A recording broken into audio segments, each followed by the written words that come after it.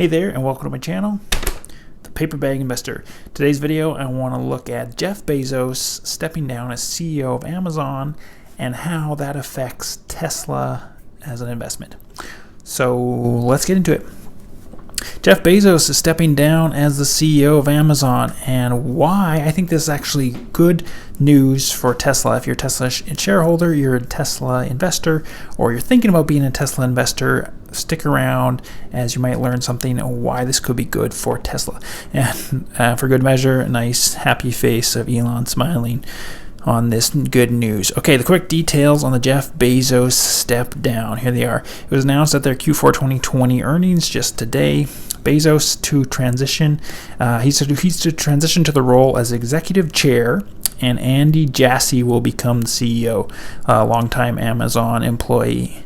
And the executive chair still has ultimate authority because they run the board that's above the CEO, and Jeff Bezos would be heading up that board, but he'd still be involved in the long-term vision and strategy of the company, but not so much in the day-to-day operations as the CEO would be. So how this affects Amazon, first off, companies with a founder and who is heavily invested in day-to-day control tend to outperform the competition. This is something I look for in investments that I want to concentrate heavily into, is that they have a founder, originator of the company, who's still in detailed day-to-day operations and control of the company and is really overseeing it and pushing it forward. And why is this important? It's because as a founder, it's their baby, it's their company that they've led from infancy up to the growth stage it's at now.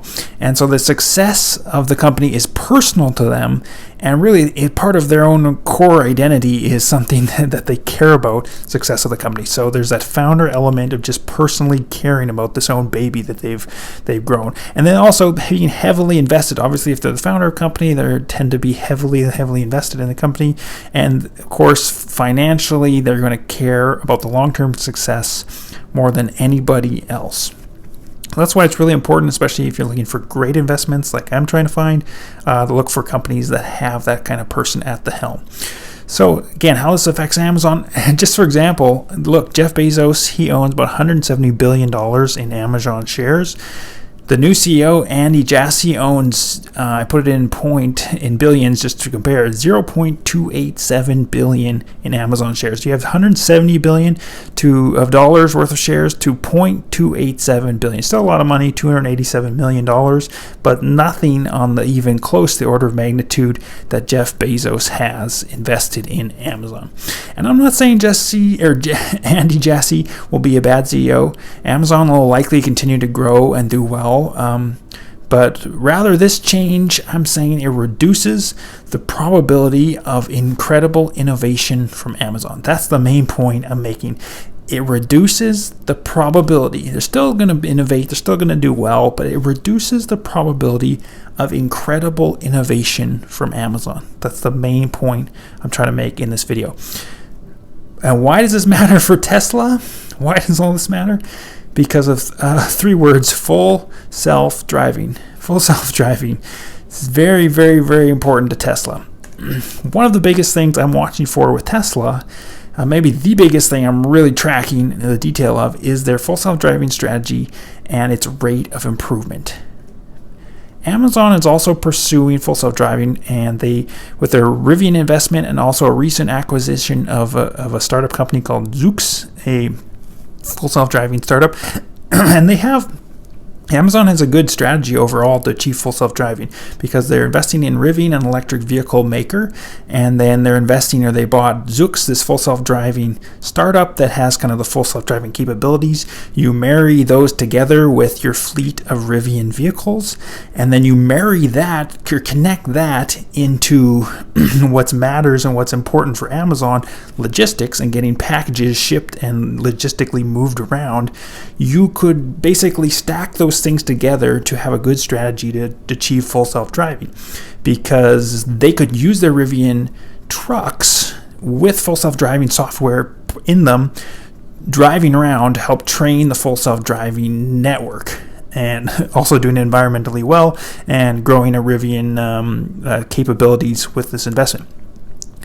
It's very similar to what Tesla's doing. Tesla's just already doing that and doing it on a different scale, and the fact that they actually have customers, millions of customers buying the vehicles and doing all that. So Tesla's doing that similar strategy, but even on a better scale, bigger scale, and already doing it. But it's a good strategy for Amazon, and a reason why they really could be an actual full self-driving competitor to Tesla. And really, the end game for Amazon is logistically, they want logistical shipping that would deliver packages completely autonomously. You've probably seen those Boston Dynamic robot dogs. Amazon could either build those robots themselves someday, or I'm sure their dream is they would partner with something like that. They buy a robot dog and it sits in a small rectangular van that full self drives itself.